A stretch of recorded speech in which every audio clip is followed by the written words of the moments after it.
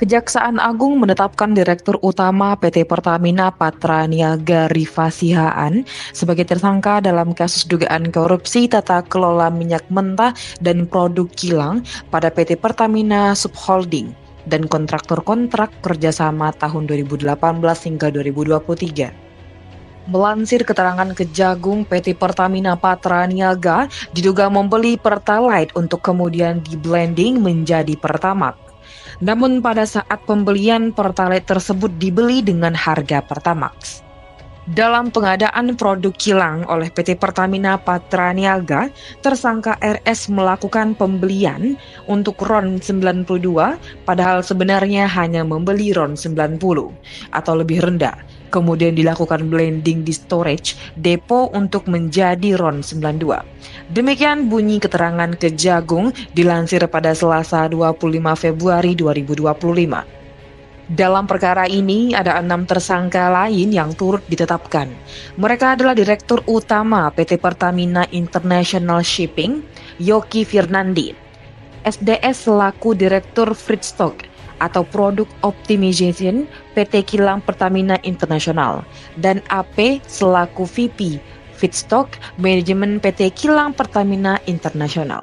Lalu MKAR selaku Beneficial Owner PT Navigator Katulistiwa. Ada DW selaku Komisaris PT Navigator Katulistiwa sekaligus Komisioner PT Jenggala Maritim, dan JRJ selaku Komisaris PT Jenggala Maritim dan Direktur Utama PT Orbit Terminal Merak. Berikut peran ketujuh tersangka dalam perkara ini. Rifa Sihaan bersama SDS dan AP memenangkan DMUT atau broker minyak mentah dan produk kilang yang diduga dilakukan secara melawan hukum. Sementara itu tersangka DM dan JRJ melakukan komunikasi dengan tersangka AP untuk memperoleh harga tinggi pada saat syarat belum terpenuhi dan mendapatkan persetujuan dari SDS untuk impor produk kilang. Dalam pengadaan produk kilang oleh PT Pertamina Patraniaga, Rifa kemudian melakukan pembelian untuk produk Pertamax RON 92. Padahal sebenarnya hanya membeli Pertalite RON 90 atau lebih rendah. Kemudian Pertalite tersebut di-blending di storage untuk menjadi RON 92. Padahal hal tersebut tidak diperbolehkan. Selanjutnya pada saat telah dilakukan pengadaan impor minyak mentah dan impor produk kilang, diperoleh fakta adanya markup kontrak shipping yang dilakukan oleh Yoki selaku Dirut PT Pertamina International Shipping.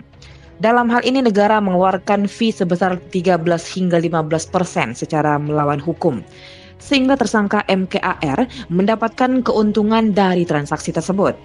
Penyidikan kasus ini sudah dimulai sejak tahun lalu di mana surat perintah penyidikan pertama dikeluarkan pada 24 Oktober 2024 lalu.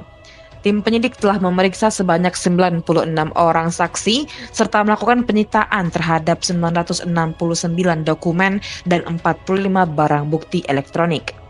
Rinciannya terdiri dari kerugian ekspor minyak mentah dalam negeri sekitar 35 triliun rupiah, kerugian impor minyak mentah melalui DMUT atau broker sekitar 2,7 triliun rupiah, kerugian impor BBM melalui DMUT atau broker sekitar 9 triliun rupiah, kerugian pembelian kompensasi 2023 sekitar 126 triliun rupiah, dan kerugian pemberian subsidi pada tahun 2023 sekitar 21 triliun rupiah.